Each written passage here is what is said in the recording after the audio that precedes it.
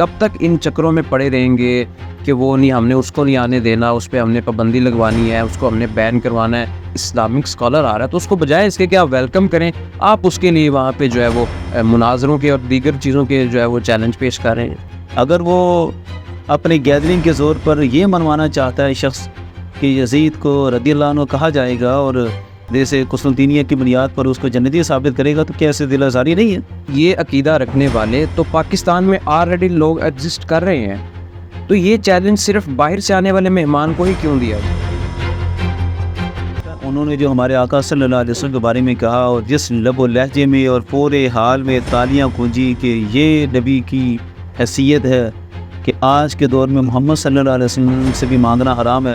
بڑے بڑے لوگوں کے ساتھ مناظرے کرتا ہے، شری شنکر ہو گیا، وہ ولیم ہو گیا، بڑے بڑے لوگوں کو اس نے چپ کرایا، تو ہمیں بھی موقع دیا جائے، ہم سے بھی تو بات کریں نا. اوروں سے کہا تم نے، اوروں سے سنا کچھ، تم نے کچھ ہم سے کہا ہوتا، کچھ ہم سے سنا ہوتا. کہ وہ تو قابل ادیان کا ماہر ہے، وہ نہیں ڈیبیٹ کر سکتا اسلام کے جو مسلم عقائد ہیں ان پر، تو پھر اس نے چھڑا کیوں؟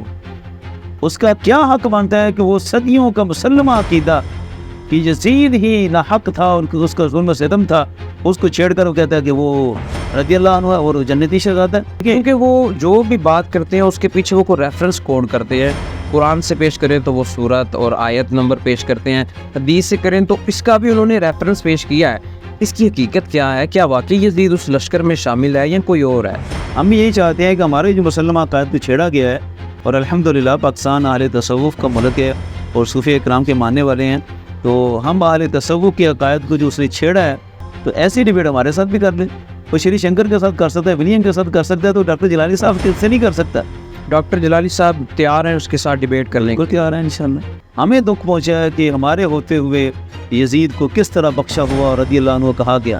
اس مسئلے کو حل کرنے کے لیے ذاکر نائک اور قبلہ ڈاکٹر صاحب کی ڈیبیٹ ہونی چاہیے. جیل میں بیٹھا بندہ آپ کو للکار رہا ہے، بار بار ویڈیو پیغام دے رہا ہے، وہ کہہ رہا ہے میں نے سال پہلے بھی ڈاکٹر صاحب کو کہا ہے کہ میرے ساتھ مناظرہ کریں، تو کیا مناظرہ وہاں پہ نہیں ہوگا یا ہوگا؟ کب ہوگا؟ اس سارے معاملے پہ آپ کی خاموشی کیوں نظر آ رہی ہے؟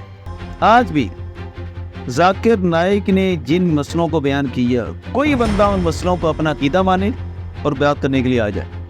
انجینئر بڑا آیا جی میں سلطان آف ورلڈ ہوں، میں ادھر بیٹھا ہوں، آ جاؤ، اور ساتھ ہی بیریئر لگا دیے. مفتی منیب الرحمان صاحب، علامہ صاحب اگر وہ یہ بیریئر ہٹا دیتے ہیں کہ اب مفتی منیب الرحمان صاحب کو سائڈ پہ کر دیں بیچ میں سے، ڈائریکٹ جلالی صاحب مناظرے کے لیے آ جائیں، انشاءاللہ آگے بات چیز کوئی شورٹی بالکل شورٹی دیتے ہیں. اور ساتھ یہ بھی ہے کہ پھر ہم سارے ڈی اورس طے کریں گے، وہ بات کرے گا پھر ہم جواب دیں گے، پھر ہم سوال پوچھیں گے وہ جواب دے گا. اور مفتی منیب الرحمان صاحب سے آپ کیا اس معاملے میں لکھوا کے ان کی شرط کو پورا نہیں کر کے یہ معاملہ کلیئر کروا لیں؟ کیا خیال ہے اس بارے میں؟